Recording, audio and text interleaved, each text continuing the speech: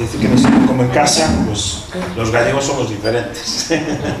Pero me encanta, desde que conozco a Manuel Rocío, yo creo que fue antes de la pandemia que estuvisteis con nosotros, creo que sí.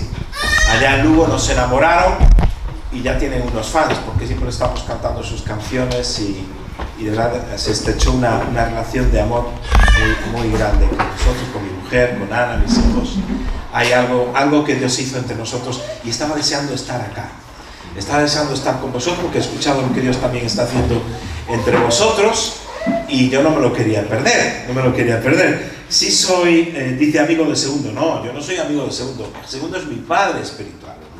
Entonces, con los que conocéis a Segundo Navaza, el pastor que de vez en cuando está por acá, yo me convierto el primer día de campaña, yo me convierto en la calle, en una campaña evangelística donde se está predicando el evangelio para fundar una iglesia, la iglesia que pastorea el hermano Segundo, y yo levanto mi mano en medio de la calle y recibo a Cristo. Estaba en la universidad, tenía 20 años, no tenía malos rollos, ni malos problemas, ni nada. Yo escucho el evangelio en la calle y Dios me atrapó, porque yo no buscaba a Dios. Ni pasaba por mi imaginación servir a Dios. Eso no estaba en mis planes. Pero Dios tenía planes para mi vida, igual que Dios tiene planes para tu vida, como vemos en esta mañana. Pero bueno, la razón por la que estoy aquí es doble. Una, por poder estar con vosotros, pero nunca había estado en Jerez, que por cierto me dieron un paseo ayer por Jerez, por el centro, y es precioso. Los palacios, todas esas cosas que tenéis, aquí hay mucho dinero metido, se ve que los jerezanos invertisteis en palacios y esas cosas, pero bueno. Y quedé enamorado de Jerez, así que voy a volver, me volveréis a ver acá con mi familia. Si Dios quiere, volveré por aquí. Pero vine porque la Alianza Evangélica Española, tuvimos un evento aquí en Jerez. Entonces la Alianza Evangélica Española es el organismo, la institución evangélica más antigua de España. Tenemos 150 años de historia, y desde hace 150 años los evangélicos en toda España nos aglutinamos y nos juntamos en torno a la Alianza Evangélica Española, que Dios me ha dado el honor de presidir durante estos años. Así que estamos ahí presidiendo la Alianza Evangélica y tuvimos un encuentro con la alcaldesa aquí de Jerez, con los concejales, bueno, con las autoridades del lugar, gente de la universidad, y tuvimos varias sesiones y reflexiones sobre cómo la ideología y la fe cristiana puede traer una bendición a esta tierra, y nos hicimos muchas fotos y todas esas cosas, y ahí estamos, desde la Alianza Evangélica, que nos juntamos hombres y mujeres de toda España con un solo corazón inconsolamente, que es transformar esta tierra a través del Evangelio, para que el reino de Dios venga. Entonces promovemos lugares y espacios de reflexión. De hecho, también me acompaña la hermana Lourdes Sotero, que dio un taller sobre cómo prevenir el suicidio, porque el índice de suicidios en España se está disparando. Cada día se matan 11 personas en España. Entonces la Iglesia tenemos que tener una respuesta para eso. Entonces esas 11 personas están yendo a la perdición sin Cristo. Entonces tenemos que prevenir eso también en nuestras iglesias y en nuestros contextos, y muchas más cosas estuvimos hablando. Así que, como los hermanos de Jerez nos invitaron a venir a Jerez, pues la Alianza Evangélica Española, pues también estuvimos aquí. Así que os animo a que veáis la página web, que es alianzaevangelicaespañola.es, y ahí nos podéis visitar, descargar materiales, etcétera, etcétera. Pero bueno, yo estoy allí sirviendo en Lugo. Como os dije, me convertí cuando estaba en la universidad, llevo 40 años en los caminos del Señor. Era un chaval cuando me convierto, y en estos 40 años pues Dios nos permitió, pues yo empecé a predicarle el Evangelio a mis compañeros de universidad, a los profesores. Bueno, yo estaba ahí enchufado como una moto, estaba con el turbo puesto, estaba a tope. Entonces, y se empezó a convertir la gente, y cuando nos dimos cuenta éramos ya un grupo de jóvenes, una mujer viuda, nos reuníamos en su casa. Bueno, y hicimos también una campaña como la que yo me había convertido en el año 83, y hicimos una campaña de impacto en la ciudad, por las calles, por las plazas, haciendo teatro, mimo, cantando, dando testimonio, y ahí arrancamos la iglesia en el año 89, es que llevamos 35 años de historia, de iglesia, y vimos la mano de Dios de una forma preciosa. Durante 25 años trabajamos mucho, bueno, seguimos trabajando mucho. Veíamos la mano de Dios, veíamos el crecimiento, gente salvarse, gente sanarse, de todo tipo. milagros que ocurrían delante de nuestros ojos y que ocurren. Nunca hemos visto tantos milagros como en este momento en nuestra vida, ni nunca hemos visto tanta gente convertirse. Cada domingo se convierten 10, 12 personas al Señor. Está habiendo una visitación, un avivamiento. Amén. Y os quiero compartir algunas claves de eso en esta mañana. Unas claves para desactivar la iglesia para el avivamiento y tu vida propia también. Entonces estamos viendo cosas muy bonitas, pero es cierto que durante 25 años trabajamos mucho, una obra social fuerte, un buen testimonio en la ciudad, trabajamos con todos los ámbitos, con menores, con la delincuencia, con mujeres, en fin, tenemos mucho trabajo. Pero en estos últimos 5 años Dios nos dio algo que ha hecho que la iglesia se triplique en tamaño y que las personas se estén convirtiendo constantemente. Hay un río de gente que está viniendo a Cristo. Amén. Y eso está ocurriendo en el norte, allá en Lugo, pero va a ocurrir también, o si no está ocurriendo ya también entre nosotros aquí en Jerez. Y yo quiero llevaros a la palabra de Dios, porque para venir a escuchar a mí no venís a escuchar lo que Dios dice a través de un vaso medio roto como soy yo, pero bueno, un vaso imperfecto. Acompañadme a Mateo capítulo 16. No sé si ¿puedo quitar esto acá? Sí. Un poco incómodo. Estoy así. Mucho mejor. Mateo capítulo 16 narra una escena en la que Jesús va caminando un poco lejos, está allí por la zona de Cesarea de Filipo y se aleja de Jerusalén, lejos, unos 200 kilómetros, y cuando va caminando de repente se para y hace una pregunta. Yo en realidad te quiero hablar de 2 preguntas en esta mañana. Hace una pregunta que es un poco sorprendente. Y quiero leeros todo el texto. Dice así, Mateo 16, verso 13 al 19. Viniendo Jesús a la región de Cesarea de Filipo, preguntó a sus discípulos diciendo, ¿quién dicen los hombres que es el Hijo del Hombre? Ellos dijeron, unos Juan el Bautista, otros Elías y otros Jeremías o alguno de los profetas. Él les dijo, ¿y vosotros quién decís que soy yo? Respondiendo Simón Pedro dijo, tú eres el Cristo, el Hijo del Dios viviente. Entonces les respondió Jesús, bienaventurado eres, Simón, hijo de Jonás, porque no te lo reveló carne ni sangre, sino mi Padre que está en los cielos. Y yo también te digo que tú eres Pedro, y sobre esta roca edificaré mi iglesia, y las puertas del Hades no prevalecerán contra ella. Y a ti te daré las llaves del reino de los cielos, y todo lo que atares en la tierra será atado en los cielos, y todo lo que desatares en la tierra será desatado en los cielos. Hasta aquí la palabra de Dios. Señor, te pido que tu palabra caiga en buena tierra en esta mañana. Prepara nuestros corazones para recibirla, Señor, para que sea transformado nuestras vidas a través de ella. En el nombre de Jesús. Amén. Pues de repente Jesús les está hablando algo y les está enseñando algo acerca de cómo edificar la iglesia, porque Él dice, yo edificaré mi iglesia. Está hablando, a Pedro le dice, una vez que Pedro dice que tú eres el Cristo, el Hijo del Dios viviente, dice, muy bien Pedro, sobre ti edificaré mi iglesia. Está hablando de edificar la iglesia, pero antes Jesús hace una pregunta, dice, oye, ¿quién dice la gente que soy yo? Esto es una pregunta interesante, porque lo que Jesús está preguntando es, oye, ¿qué se habla por ahí adelante de quién soy yo? Entonces ahí empezaron todos a contestar rápidamente, dijeron, oye, unos dicen que eres Juan el Bautista.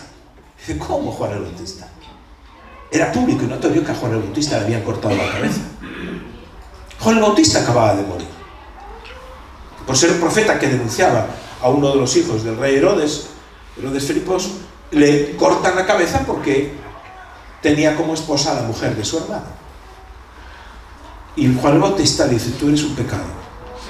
Y entonces Herodes dijo, sí, pues su cabeza cortadita en una bandeja de plata. Juan el Bautista estaba muerto. ¿Cómo es posible que a Jesús digan qué es Juan el Bautista? ¿Qué tenía de parecido el ministerio de Juan el Bautista que la gente, con el ministerio de Jesús, que la gente confundía a Juan el Bautista o a Jesús con Juan el Bautista? ¿En qué se parecían tanto? Si tú examinas la predicación de Juan el Bautista era un hombre que predicaba el arrepentimiento. Dice, arrepentíos, el hacha ya está puesta a punto, venía el juicio, la destrucción, si no te arrepientes vas a estar destruido. Claro, la gente respondía de una forma tremenda, decía, no, pues ¿qué tengo que hacer? ¿Qué es lo que tengo que hacer? Y seguían miles, y seguían a Juan el Bautista al desierto, y pues miles eran bautizados como un símbolo del arrepentimiento de la vieja vida y la nueva vida. Entonces, cuando Juan el Bautista es encarcelado y luego es ajusticiado, Jesús empieza su ministerio en Mateo 4:17 con una predicación, y la primera predicación de Jesús es arrepentidos, porque el reino de los cielos se ha acercado. ¿Qué quiere decir esto? La iglesia que Jesús edifica hoy, la iglesia que Jesús está edificando hoy, es una iglesia que predica el arrepentimiento. Sin arrepentimiento no hay nada.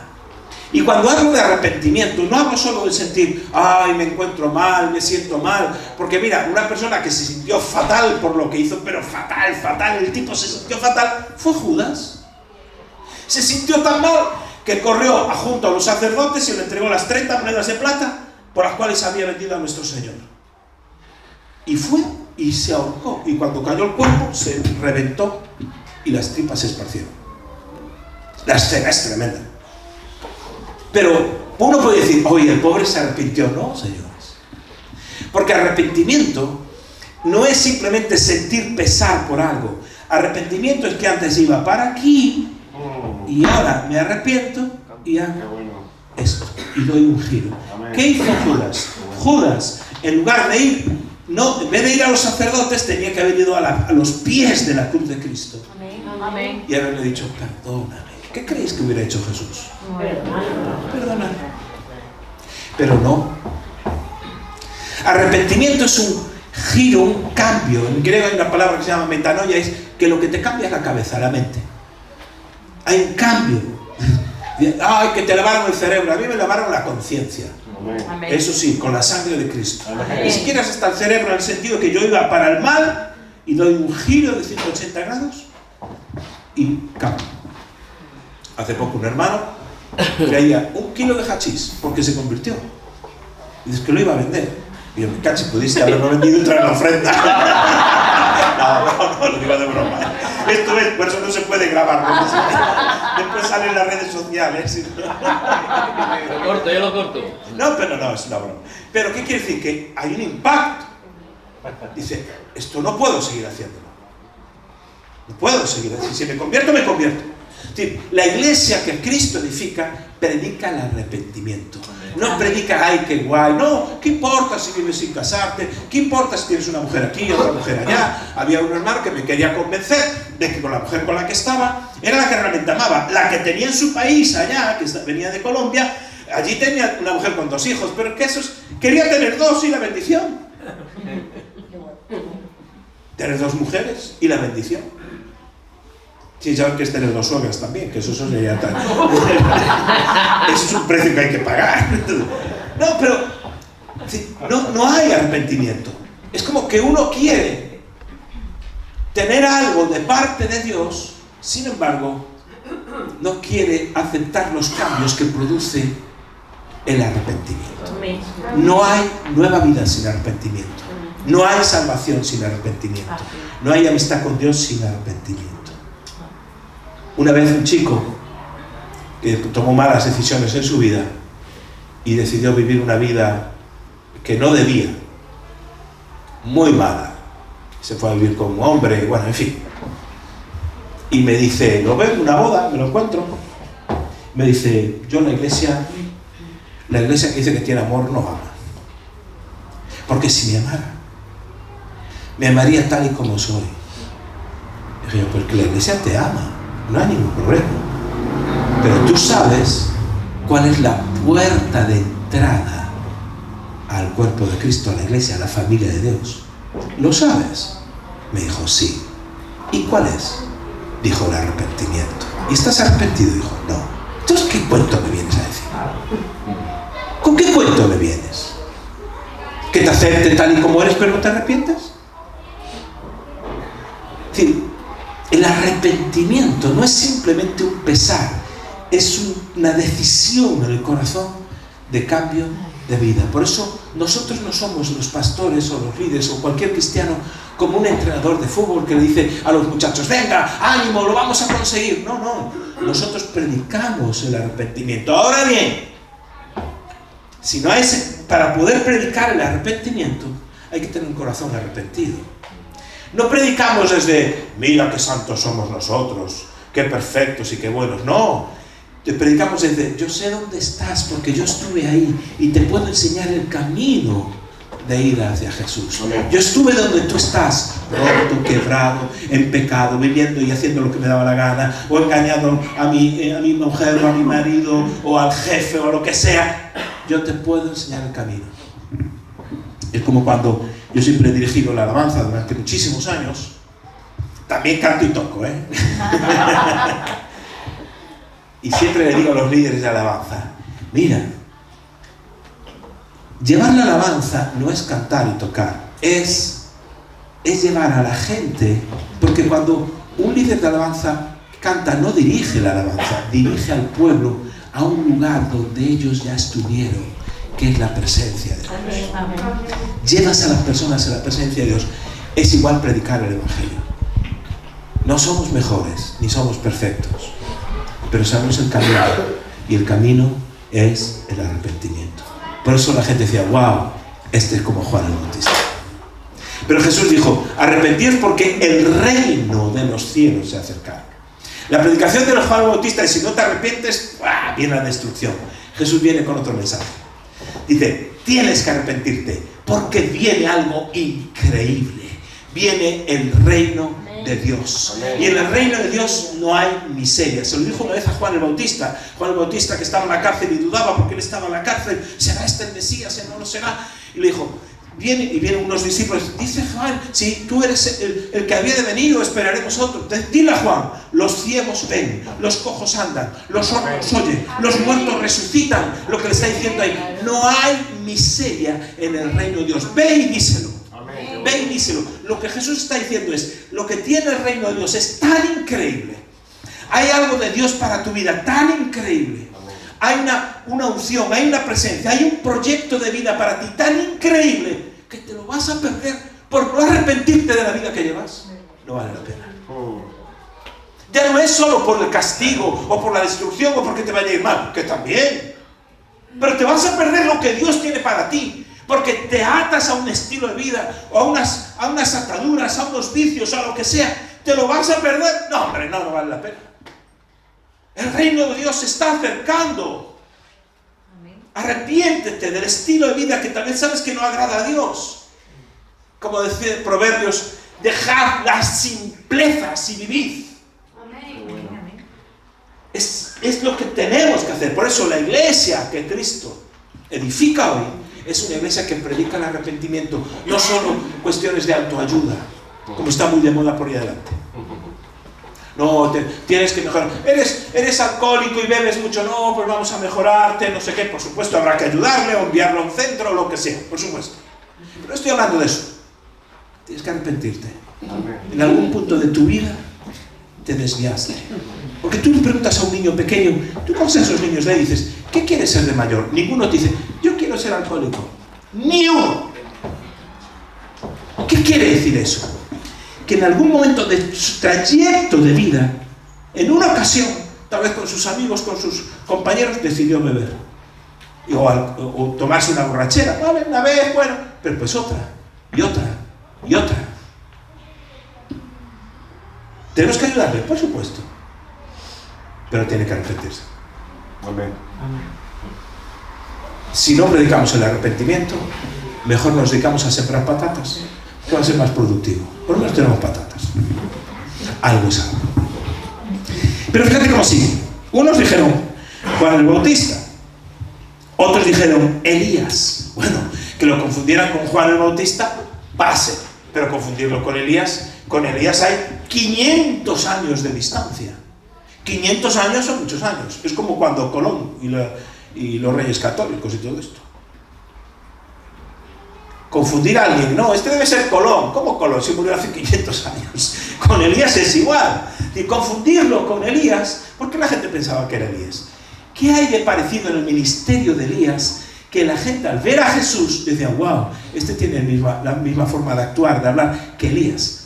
Si Elías destacaba por algo, es que Elías tenía, que era un profeta del Antiguo Testamento, al cual Dios llamó, tenía un ministerio de poder, un ministerio de poder impresionante. Tal vez la cumbre más grande de poder que hay en el Antiguo Testamento, de confrontación del mundo espiritual, sucede en 1 Reyes capítulo 18, cuando Elías convoca a todos los profetas falsos que había en Israel en aquel momento, que eran los profetas de Baal y de otro dios que se llama Basera. Allí se juntan 450 de uno, 400 de otro, y entonces los confronta y le dice al pueblo, y todo el pueblo estaba allí en el Monte Carmelo, y le dice al pueblo, si Jehová es Dios, servid a Jehová, y si es Baal, ya de una vez siga Baal, ya de una vez. Dice, y el pueblo cayó, no dijo ni no. Porque Elías lo que está diciendo, te quieres decidir, ¿por qué estás sirviendo a dos dioses? Decídete por qué Dios vas a seguir. Si quieres servir a Jehová, vale, y si no quieres, pues muy bien, pero decídete.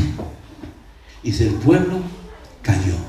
De repente le dice a los profetas, bien, vamos a saber quién es el Dios verdadero, hagamos aquí un altar y sacrifiquemos 2 bueyes, y entonces el Dios que envíe fuego del cielo y queme el sacrificio, pues será el Dios verdadero.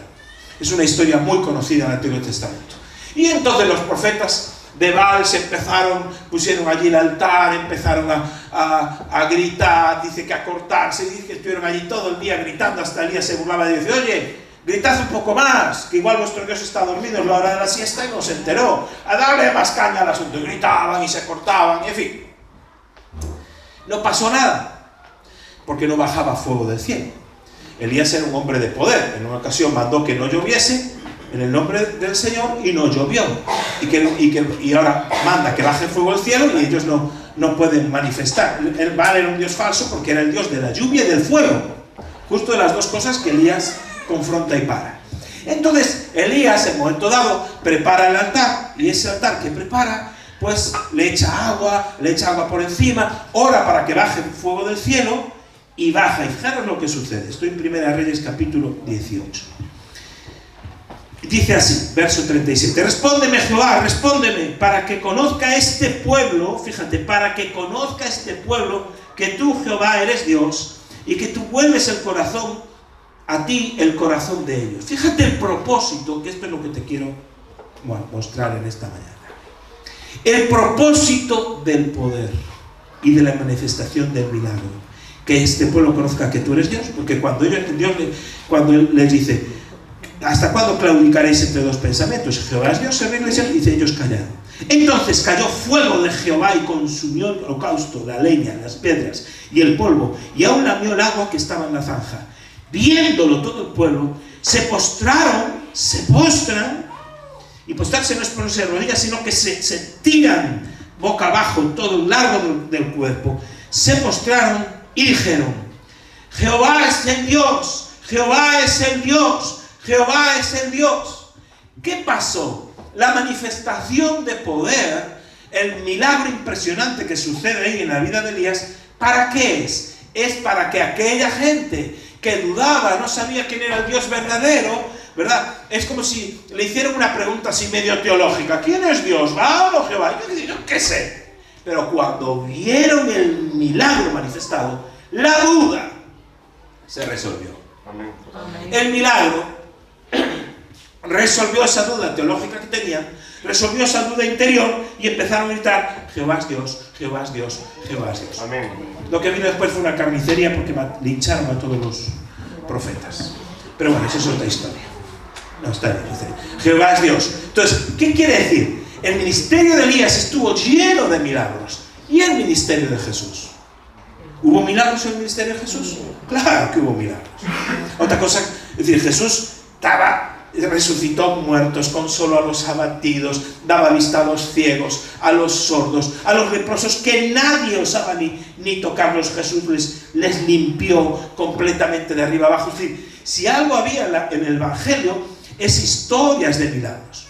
Entonces, la iglesia que Jesús edifica es una iglesia que manifiesta el poder de Dios. Amén. Una iglesia que no manifiesta el poder de Dios es como tener un cuchillo sin afilar. Quieres cortar, pero no puedes. Es más, si tú a los evangelios les quitas los milagros, ¿qué queda? Quita del evangelio de esta Biblia los milagros de Jesús. Coge los 4 evangelios, quitas todo eso. El libro de los Hechos también. ¿Qué queda? Queda un libro de buenos consejos humanos. Consejos buenos, Amarás a tus enemigos, tienes que perdonar. Sí, todo eso es muy saludable. Pero eso también lo decían otros, que si Confucio, Zoroastro, Buda, y hay un montón de gente que da buenos consejos. ¿Cuál es la diferencia? ¿Cuál es la diferencia entre esta iglesia y otro grupo humano que a lo mejor da buenos consejos? ¿Tú sabes que en Inglaterra hay iglesias ateas que no creen en Dios? Tienen alabanza y cantan. No cantan a Dios, cantan canciones bonitas. Después un predicador y predica sobre ser mejores personas, ser mejores vecinos, y la gente está feliz, hacen cosas para los niños, hacen todo lo que cualquier iglesia hace, pero sin Dios. Porque claro, la gente tiene necesidad de pertenecer a algo. El sentido de pertenencia, sentido es pertenecer a una familia, pero no creen en Dios. Entonces hacen iglesias sin Dios. Fíjate qué cosas, cada vez el mundo está más trastornado, pero bueno. Iglesias sin Dios. Si tú le quitas el evangelio, no queda al evangelio, el poder de Dios, no queda más que simplemente buenas intenciones. La clave de mostrar que Cristo está vivo y que la gente se le resuelven las dudas es que ven el poder de Dios. Amén. Ven el poder activo de Dios. Estábamos, cuando empezamos la obra, una familia, ¿os puedo contar milagros? Perdón, una familia que estábamos predicando el evangelio, no sabía, pero el caso es que su niño se pone gravísimo, va a entrar en urgencias, lo tienen que operar, tenía un bulto, y dice, antes de entrar en quirófano, ¿nos permites orar por él? Sí, cómo no. Se ora por el niño, orar por ese niño con aquel bulto que tenía, el bulto hace y desaparece. No hay que entrar en corazón ni operarlo, toda la familia a los pies de Cristo. El poder de Dios. Tenían dudas, pero cuando ven a su hijo salvado, Amén. las dudas se disiparon. Amén. Qué bueno. Y dijeron, Dios está vivo. Amén. Dios está vivo. Qué bueno. Sí, personas, os podría contar historias de personas, nos llamó una vez a mi mujer, una hermana de otro lugar, y dice, oye, ¿podrías visitar a mi hermana que está, es una mujer que está muy dura para el evangelio, pero visítala porque está enferma? Y mujer llamó a otra hermana, fueron a su casa y dice, venimos a visitar de parte de tu hermana. Y la otra, bueno, pase. Sí, muy dura, muy fría. Venía del mundo de la brujería toda. Pero la brujería con sacrificios de animales y todo. Los andaban con chiquitas ahí. Y menos mal, que si te pillan a ti van también. Entonces, de la brujería. Pero estaba enferma. Un cáncer que le invadía, todo el colon, todas las cosas. Entonces le hablaron, se le predicó, ella distante, dura, difícil. ¿Nos permites orar por ti? Sí. Ora, pero dura y difícil. Si quieres te volvemos a visitar. Bueno, ya os diré. Frialdad al entrar, frialdad durante toda esa reunión y frialdad al decir adiós. Pero ya va diciendo, tengo a mis amigas y a mi hermana, cuñada, bueno, son un grupo de mujeres. ¿Por qué no volvéis? Que están ellas. Y allí tenía una reunión preparada, como Cornelio que ha preparado. Allí predican el evangelio, la bruja incluida, allí estaban las brujas, allí estaban todas. Predican el evangelio y en ese momento reciben a Cristo, reciben al Señor, todos reciben así, sí, queremos recibir a Cristo, todo muy bien. Pero el cambio sucede cuando esta hermana, quiero decir, el nombre queda grabado, pero que es una líder tremenda en la iglesia, y esto fue hace 4 años, esta hermana es sanada completamente de su tumor, tiene todos los certificados, todas las radiografías, todas las cosas, le tenía que quitar todo el intestino, ponerle una bolsa, sanó completamente. Cuando vino el poder de Dios, todas las demás personas, las personas que se dedicaban a la brujería, todas estas cosas, dijeron, aquí hay algo más que palabras. Aquí hay algo más que buenos consejos de vida. Aquí hay algo que es que Dios está vivo. Por eso, cuando Jesús dice, y recibiréis poder, los envía y les recibiréis poder. Y no es poder para que nosotros estemos mejor, es poder para que el mundo conozca que Dios está vivo. Dios no está muerto, Dios está vivo. Por eso la iglesia que Jesús edifica es una iglesia que manifiesta el poder de Dios, ¿no? Y eso no fue solo para hace 2000 años, sigue siendo activo hoy en día. Por eso cuando en la epístola de Santiago le escribe a los hermanos, Santiago era hermano carnal de Jesús. Esa epístola que se escribe de Santiago es de su hermano en la carne, llamado Santiago. Entonces le dice así, en el capítulo 5, verso 14: ¿Está alguno enfermo entre vosotros? Llame a los ancianos de la iglesia y oren por él, ungiéndole con aceite en el nombre del Señor. Y la oración, fíjate qué clase de oración, de fe. La oración de fe. Hay algo. Hay algo. Hay gente que ora con fe. Y hay gente que ora como si bendijesen los alimentos, Señor, gracias por estos alimentos, y bendicen los alimentos, y dice, ¡salió muy quemado! Dice, pero tío, ¿no acabas de bendecir los alimentos? O está salado, o está no sé qué. La oración de fe dice, salvará, primero lo salva al enfermo, y segundo, y el Señor lo levantará. Y si hubiera cometido pecados, le será perdonado. No sé si te das cuenta que el propósito del poder de Dios, como en Monte Carmelo, que aquel pueblo conociera quién era Dios. El propósito del poder de Dios no es solo nuestra sanidad, es que otros conozcan a Cristo. Jesús mismo dijo, cosas mayores que yo haréis. Y siempre que da esa promesa está en el contexto de hablarle a otros de Cristo. Cuando estéis predicando y no te escuchen, deja de predicar y ora. Por eso cuando Jesús dice, os envío, sanad a los enfermos. ¿Cómo sanar? Yo no puedo sanar a nadie. ¿Aquí alguien puede sanar a alguien? No. ¿Por qué Jesús nos pide que hagamos cosas imposibles? ¿Por qué es imposible? Porque cuando Jesús nos mete en situaciones imposibles, no me queda otro remedio más que depender de Él. Cuando es posible, no dependo tanto de Él, ya lo hago yo. Pero cuando me manda cosas imposibles, la dependencia total y absoluta es de Él. Por eso cada domingo, cada persona que se convierte, que se entregan al Señor, 6, 8, 10, 12 personas cada domingo, oramos porque Dios haga un milagro en sus vidas. Y muchas a la semana siguiente vienen diciendo, Dios ha hecho un milagro, Dios me ha hecho esto, lo otro, y te empiezan a contar cosas, historias impresionantes. Cada semana.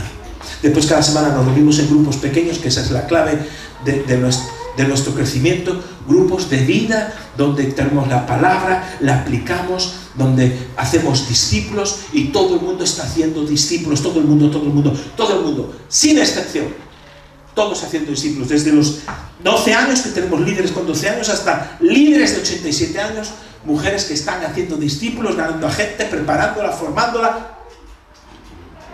Allí todo el mundo trabajando, así que si no quieres trabajar, no vengas para mi iglesia. Me quiero retirar, nada, hasta el retiro, aquí la paga no es muy buena, pero el retiro no es de este mundo, os lo aseguro. Buenísimo. Entonces dice, confesad vuestras ofensas los unos a los otros y orad unos por otros, para que seáis sanados. La oración eficaz del justo puede mucho. Entonces fíjate, dice, oración de fe y oración eficaz. ¿Qué es lo que hace una oración de fe y eficaz? Eficaz es que, una cosa eficaz es que sirve para lo que está hecho. Por ejemplo, un cuchillo eficaz, ¿qué hace? Corta bien. Si no corta bien, dices, esto no es eficaz, ¿verdad? Un reloj que es eficaz da bien la hora, no va atrasado. Entonces, la oración eficaz, es decir, la oración de fe es una oración eficaz. Dice, la oración eficaz del justo puede mucho. Y ahí está el problema. Que tu mucho igual no es ni mucho. Para unos mucho es lanzarse a orar por las tormentas y que paren.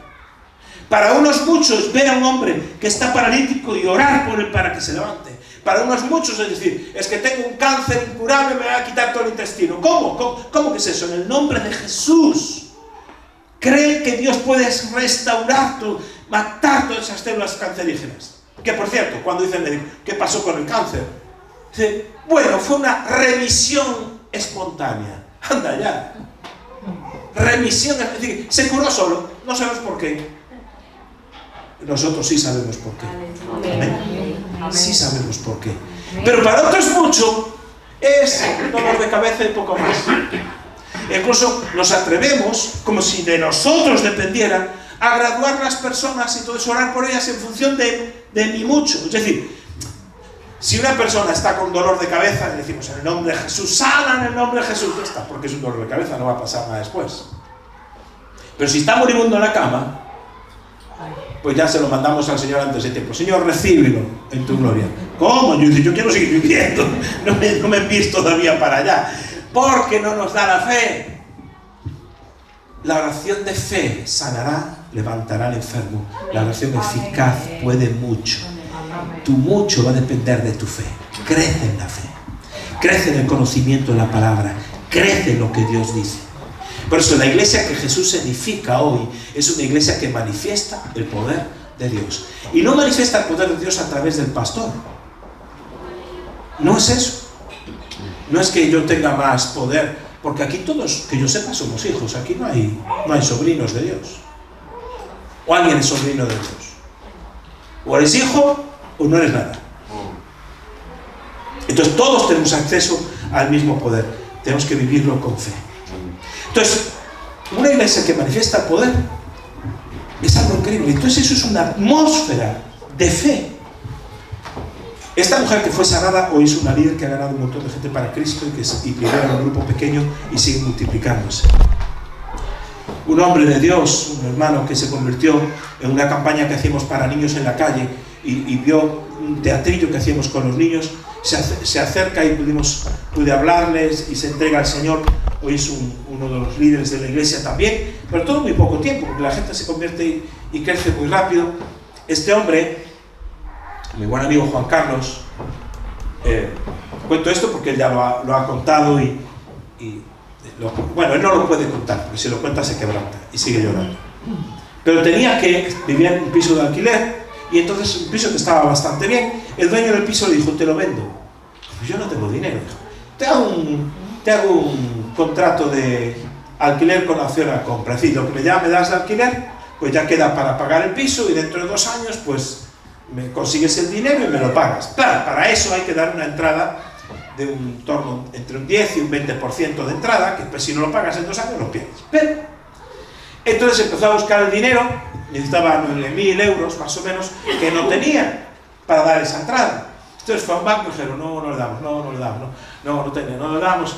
Entonces había preguntado en varios bancos, estaban esperando la respuesta, estaban orando. Dice que cuando estaba orando por lo del dinero, dice que el Espíritu Santo claramente le escuchó decir, cuenta lo que tienes en la caja. Dije yo, la caja, yo tengo una caja así, una cajita de metal, una cosa donde en casa guardamos el dinero, lo que tenemos y yo sabía lo que tenía, porque la caja tenía, no estábamos en torno a 1.000 euros, no había más. Lo de la caja era eso, lo que teníamos para vivir ese mes, no había más.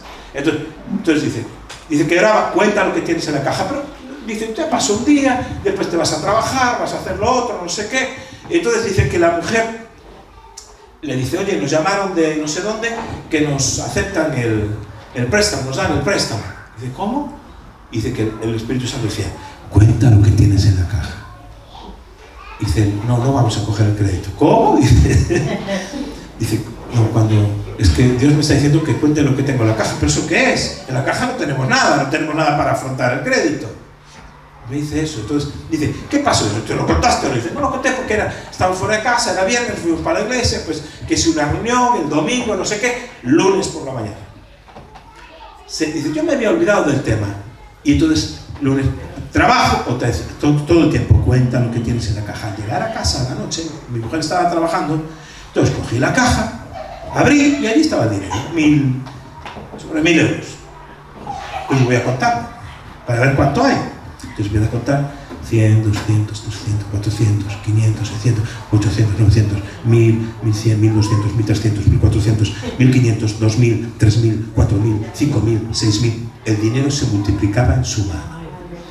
Seguía y no acababa. ¿No? Entonces cuando llega a esos 9000, él se quiebra, empieza a gritar, empieza a gritar porque ve que el dinero no acaba, empieza a gritar. El hijo entra corriendo porque pensó que le había dado algo. Dijo, mi padre le dio algo, porque gritaba desesperado. Y entonces, ¿qué papá? ¿Qué te pasa? ¿Qué te pasa, papá? ¿Qué te pasa? No puedo. El dinero, igual que los panes y los peces, se había multiplicado en sus manos. Justo, y el tipo paró a los 9000, era burro. Entonces,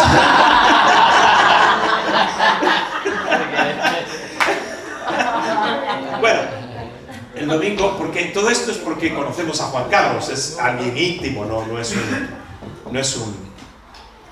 En fin, él sigue viviendo de su trabajo, él no es un necio, pero cuando daba testimonio en la iglesia no podía. Quiero contarles lo que me pasó, y se echaba a llorar, que no podía, porque el experimentar un milagro de esos es impresionante. No podía dar testimonio, le fue dificilísimo poder contar el testimonio. Por cierto, cuando estaba dando testimonio dije, oye, y por cierto, ¿y no alquilas la cajita? Entonces, a ver si la vamos repartiendo, ¿no? A ver si el milagro está en la cajita, ¿no? ¿Por qué cuento esto? Porque cuando hay una atmósfera de poder y de fe, ocurren milagros como los de la Biblia. Dios no cambió. No hay sombra de duda en Él.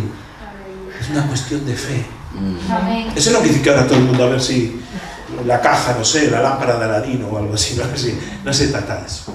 Pero dice, entonces la iglesia que Cristo edifica es una iglesia que predica el arrepentimiento. La iglesia que Cristo edifica es una iglesia hoy que manifiesta el poder de Dios. Dice, y otros dicen que eres Jeremías. ¿Quién era Jeremías? Hagamos lo mismo. ¿En qué se parece el ministerio de Jeremías al ministerio de Jesús? ¿Quién era Jeremías? Jeremías era un profeta del Antiguo Testamento que se le conoce como el profeta llorón. El tipo no hacía más que llorar. Pero no llorar porque tenía un problema de aquí en el lacrimal. Era porque veía que las personas, el pueblo estaba apartado de Dios, absolutamente apartado de Dios, y tenía el corazón quebrado, roto. Por más que predicaba la verdad, no hacían ni caso. Dicen, va a venir una invasión, van a venir otros pueblos que nos van a invadir, tenemos que arrepentirnos. Es más, Jeremías escribió un libro que está en el Antiguo Testamento, después de su libro llamado Jeremías, lo podéis ver ahí. Hay un libro que se llama Lamentaciones, imagínate que tipo. Para escribir un libro que se llama Lamentaciones. Bueno, yo voy a una librería y no compro un libro que se titula Lamentaciones ni de broma. Lo leí porque está aquí, que si no, no lo leo. ¿Quién? Es un libro muy bonito. Ahora, es un libro precioso. Tiene unos textos bíblicos maravillosos, pero que ese es un lamento, porque había un pueblo desorientado y perdido, sin Dios. ¿Y Cristo? ¿Se parecía en algo el ministerio de Jesús al ministerio de Jeremías? Dice la palabra de Dios que cuando Jesús veía las multitudes, dice que tenía tal compasión por ellos, tal compasión. Es como si el corazón se le pusiese así como una calabaza gigante. Dice, porque eran como ovejas que no tenían pastor. Y entonces enfocaba la mirada de sus discípulos. Dijo, por favor, orad al Señor de esta cosecha. Mirad la cosecha, lo grande que es. Que envíe obreros a su cosecha. Es decir, Jesús tenía algo que era compasión por los perdidos. Igual que Jeremías. Pero se dice, este es como Jeremías. Jeremías lloraba y Jesús lloraba. Vaya si lloraba. ¿Os acordáis que lloró cuando vio a su amigo Lázaro en la tumba? Y llora, pero también llora apenas unos días después. Cuando entra, llegando a Jerusalén, dice que ve tal ciudad y dice, oh Jerusalén, no ¿Cómo no te diste cuenta? Dios estaba como una gallina queriendo juntar a sus polluelos y tú lo has menospreciado. Pero no dice eso en una reflexión así, de, oh, Jerusalén, sí, Dios te quiso juntar, pero tú no quisiste. No, la palabra nos muestra en griego que es una palabra donde se postra al ver Jerusalén. Él cae en tierra y empieza a llorar por Jerusalén. Llorando por una ciudad. Llorando por las multitudes. Sí, multitudes que apenas una hora después iban a decir Hosana, Hosana, pero una semana después le gritarían crucifícale, crucifícale, crucifícale, la misma gente. El quebrantado, con compasión por los perdidos. La iglesia que Jesús edifica hoy manifiesta compasión por los perdidos. Amén. No hay otra cosa. La gente vive sin Dios, la gente vive desorientada, perdida, como Jesse y su familia, dedicadas a la brujería, dedicadas a vivir una vida sin Dios. Pero cuando llega el poder de Dios y se manifiesta, hoy todas ellas son líderes en la iglesia. Amén. En 4 años, todas liderando, ganando a otras personas para Cristo, discipulando, bautizando. Cuando tienes compasión por los perdidos, mira, yo no llamo hermano a alguien que no tiene compasión por los perdidos. Será otra cosa, pero hermano mío. Si no te duele pasear por las calles de Jerez, si no te duele tu barrio, si no te duele tu compañero de trabajo, si no te duele el vecino, si no te duele porque dices es una persona sin Cristo, sin esperanza, sin luz, te está condenado eternamente. ¿Tú sabes lo que es la condenación eterna? Tienes ni la más remota idea de lo que el Pablo decía, sufrirán pena de eterna perdición. ¿Qué es eso? Sí, de niños nos pintaban el fuego ardiente, entonces, olvídate de eso. Eterna perdición. Imagínate el peor día de tu vida, solo, angustiado, y así por la eternidad. Jesús manifestaba compasión. Amén. Lo que pasa es que nosotros, y fíjate, los discípulos no daban aprendido los tipos. Llegaban los niños, apartad, no molestéis. Y dicen, hey, dejad que los niños se acerquen a mí. Llegaba una mujer que estaba angustiada porque su hija estaba y gritaba, y ellos, no molestes al maestro. Pasó por Jericó, había un ciego llamado Bartimeo. El tipo no podía ver, pero podía oír, y cuando oyó que Jesús pasaba por allí, gritó, Jesús, hijo de David, ten misericordia de mí. ¿Y qué hicieron los discípulos? Por supuesto, esto está ciego, por favor, de primero Jesús, ven a atender a Bartimeo. ¡No! ¡Cállate! No molestes al maestro. No entendían lo que la palabra de Dios decía, misericordia quiero. Amén. Misericordia quiero. Es decir, el hombre ya no veía, la única capacidad que le quedaba era hablar, y aún le quitaban la capacidad de hablar. No hables. Cállate. Pero ¿qué discípulos eran estos? Pasan por un pueblo, una ciudad de los samaritanos, que era una raza que estaba mezclada de judíos, unos desechados, sociales, y como no les deja pasar a Jesús por allí, por un pueblo de Samaria, llegan Juan y Santiago, los hermanitos. Le dicen a Jesús, ¿quieres que mandemos que baje fuego del cielo, como dice Elías, y destruya la aldea? ¿Qué tipo es? ¿Pero esta gente quién era? Y Jesús dice, vosotros no sabéis ni entendéis nada. No sabéis de qué espíritu sois, ni qué espíritu tengo yo. Yo he venido aquí a perder a nadie. Yo no he venido para perder a nadie. Yo he venido para que se salven. Amén. No tenéis ni idea de quién soy yo. Y lo que estamos viendo aquí hoy en España no se está viendo en muchas partes del mundo. Qué bueno. En todas partes. Hoy volveré a decir, de verdad que es un honor servir a Dios y que Dios te use en todo el mundo. Pero bueno, estamos aquí en otra cosa. Y dice, y algunos de los profetas lo confundían con algunos profetas. ¿Qué era un profeta? Un profeta era aquel que traía la voz de Dios al pueblo. ¿Y Jesús traía la voz de Dios al pueblo? Claro, si él mismo era la voz de Dios. Así que nosotros, cuando le damos a alguien consejos como iglesia, la iglesia que Cristo edifica es una iglesia que trae la voz de Dios a la gente. No da buenos consejos. Si un matrimonio está en crisis, si tú tienes un negocio, están en problemas, si tienes algún tipo de problema, no se trata de darle el consejo que Marcos Zapata le daría, porque claro, como sabe mucho, es pastor, lleva mucha experiencia, ha estudiado mucho, sí. Lo único que vale aquí es lo que la Biblia dice. ¿Qué dice con respecto a la crianza de tus hijos? ¿Qué le dice con respecto al matrimonio? ¿Qué dice al pueblo? ¿Qué le dice al pueblo? Nosotros traemos lo que la Biblia dice. Y si dice que te arrepientas, te arrepientes. Y si dice que tengo que corregir esta conducta que tengo, la tengo que corregir. Amén. Si dice eso, ajusto mi vida a lo que la palabra de Dios dice. Amén. No hay iglesia si no se ajusta a lo que la palabra de Dios dice. La voz de Dios al pueblo. Pero es una iglesia que Cristo edifica, sigue predicando la palabra de Dios. No solo buenas ideas, no solo hay cosas de autoayuda, de que a ver si me siento mejor. No se trata de eso. Y vivimos en un mundo, y más en este momento en nuestro país, España, en Europa en general, donde la gente, es lo que se llama ahora mismo el post-cristianismo. La gente ya no es que, la gente le importa un bledo todo. Y ya no es que no crea en Dios. El problema de no creer en Dios es que acabas creyendo en cualquier cosa. Por eso si no educamos a nuestros hijos en la fe, acaban creyendo cualquier cosa. La gente cree en cosas, de todo. Pero nosotros tenemos una palabra que no es nuestra. Por eso nosotros tenemos que estudiar, leer y conocer esto. Cuando alguien te pregunte, ¿y qué tengo que hacer? ¿Y tú qué piensas de esto? Y yo no pienso nada de eso. ¿Cómo? ¿No tienes opinión de esto? No. Y estoy en muchos contextos políticos y nacionales y, bueno, en fin. ¿Y de cuál es tu opinión? Yo no tengo opinión. De eso yo no tengo opinión. Mi opinión es la de mi Señor.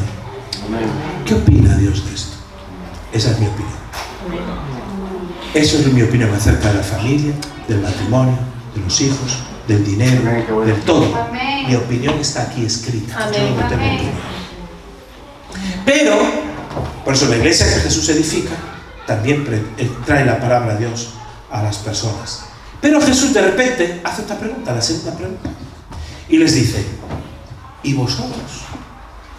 Está muy bien lo que diga la gente, pero ¿y vosotros? ¿Quién decís que soy yo? Y ahí ya no llovieron tantas respuestas.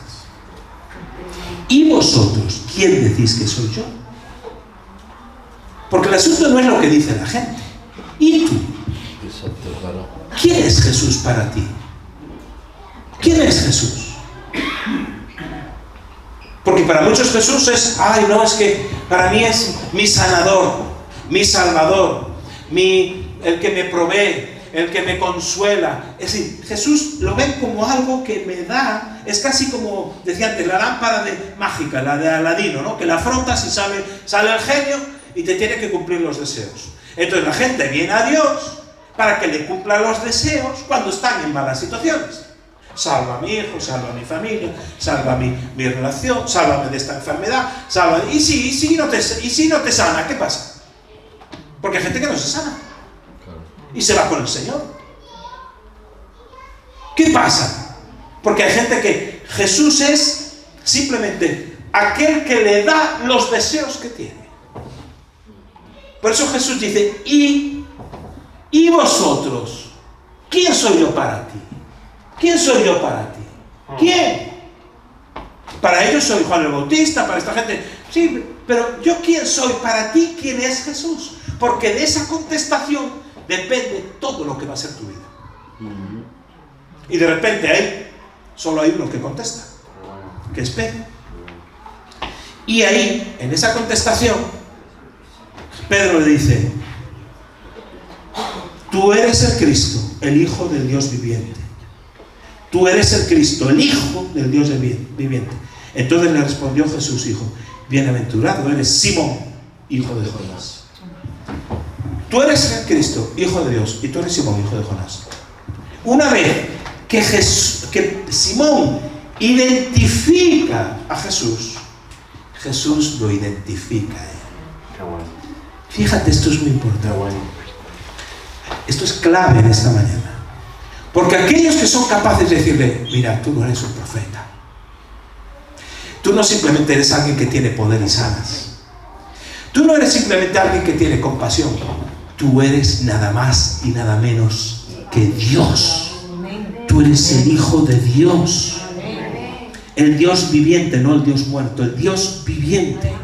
Tú eres el Cristo, tú eres el Mesías, tú eres el Hijo de Dios. Mira, cuando Jesús nace, si tú lees los evangelios, de repente hay unos ángeles que se les aparecen. Allí María acaba de dar a luz, allí en el establo, y aparecen unos ángeles, y esos ángeles se les aparecen a unos pastores, y en ese canto que los ángeles levantan a los pastores, viene revelado todo lo que Jesús es. Porque les dice, ¡hey! Os ha nacido hoy en la ciudad de David un Salvador, que es Cristo el Señor. Cristo es Salvador y Señor. ¿Tú sabes por qué los cristianos morían casi todos en los circos romanos? Porque el Señor, que en griego era el Kyrios, era el César. Entonces los cristianos, los romanos en aquel tiempo se decían, César es el Kyrios, el Señor. Y decían, César es el Kyrios. Pero cuando se cruzaban con un cristiano, el cristiano no podía contestar eso. ¿Y ahí los detectaban? César es el Kyrios, el Señor. Yo no puedo. Jesús es el Señor, no es César. No es el Señor de este mundo, el César, el político, el quien sea. No vendo mi alma por eso. Y eran llevados, encarcelados por el simple hecho de confesar que Jesús era el Señor. ¿Y qué significa Señor? Señor en aquel momento significa, y ahora, dueño, el amo, el dueño. ¿Quién es Jesús para ti? Porque si Jesús no es el dueño de tu vida, el amo, ¿y qué quiere decir eso? Quiere decir que si me dice que hay algo que estoy haciendo mal, me arrepiento. Giro de 180 grados. Si me dice que hay algo que tengo que corregir, corrijo. ¿Por qué? Porque es mi Señor. Amén. Por eso hay tanta gente desorientada, porque hay un vacío interior en su corazón tan gigantesco, porque hay un anhelo profundo de encontrarse con aquel que lo diseñó, que es Jesucristo. Amén. Es nuestro Señor, no es simplemente nuestro conseguidor. Por eso muchas veces la gente, ¿puedes orar por mí? Yo sí, yo oro por ti, pero tú estás orando. No, porque a ti te escucha más Dios. ¿Cómo crees que? Como si aquí hubiera, yo soy hijo y tú debes de ser, no sé, un sobrino lejano de Dios, ¿o qué? ¿Esto qué es? Aquí todos somos hijos de Dios, pero cuidado, no para todos Cristo es el Señor. Por eso depende de tu confesión en esta mañana. ¿Quién es Cristo para ti?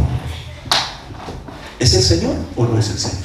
Amén. Porque aquellos que lo confiesan como Señor dicen, entonces Jesús, fíjate, le dice, bienaventurado eres Simón, hijo de Jonás, porque no te lo reveló carne ni sangre, sino mi Padre que está en los cielos. Y yo también te digo, fíjate, para aquellos que dicen y reconocen a Jesús como Señor, hay algo que Dios también les va a decir. Algunos todavía no se lo dijo el Señor. ¿Por qué? Porque todavía no han dicho, Cristo es mi Señor.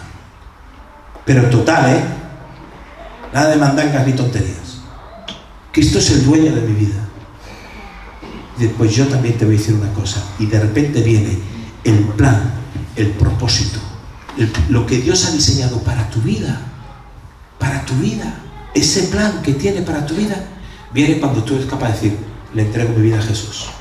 Voy a vivir para Él. Dice, a ti también te digo, tú eres Pedro, Petros, y sobre esta roca, Petra, edificaré mi iglesia y las puertas del infierno no prevalecerán contra ella. Y voy cerrando aquí. Le dice a Pedro, tú eres Pedro, antes eras Simón, ahora eres Pedro. Y sobre esta piedra, sobre esta roca voy a edificar mi iglesia. Los evangélicos sabemos que ahí no se refería al Papa ni a él, sino que dice, tú eres Pedro, y sobre esta roca, y todos decimos, no, es la confesión de fe que hizo Jesús. Eso es un primer nivel de revelación, pero no es el nivel de revelación completo. El primer nivel de revelación dice que Jesús edifica la iglesia sobre lo que Pedro confesó, pero no es suficiente.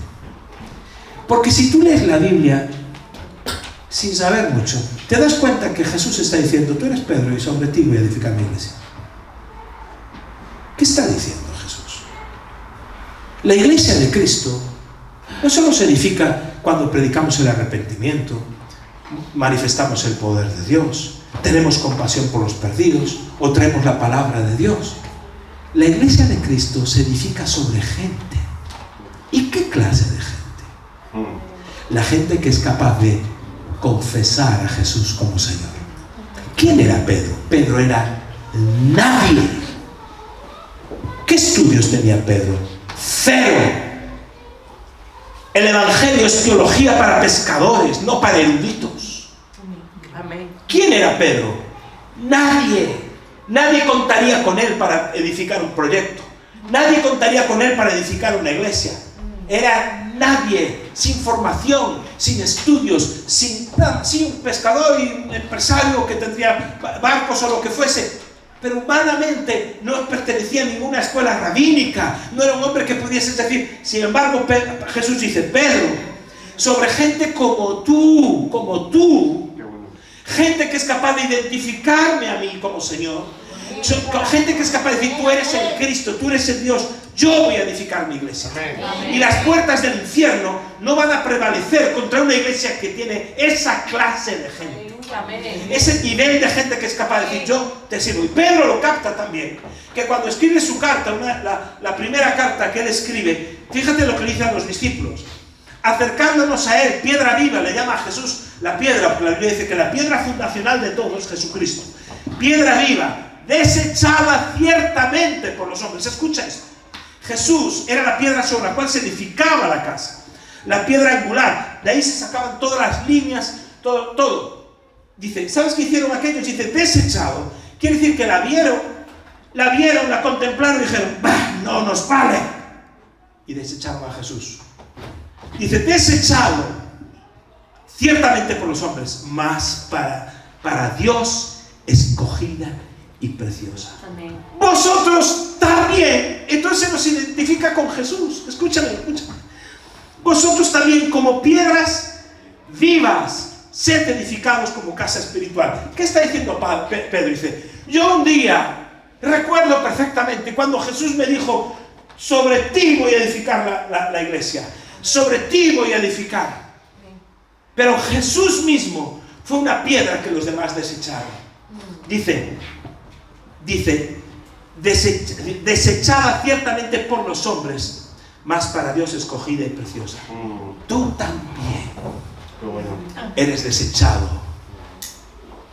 Tú también eres desechado por los hombres. Todos sufrimos rechazo.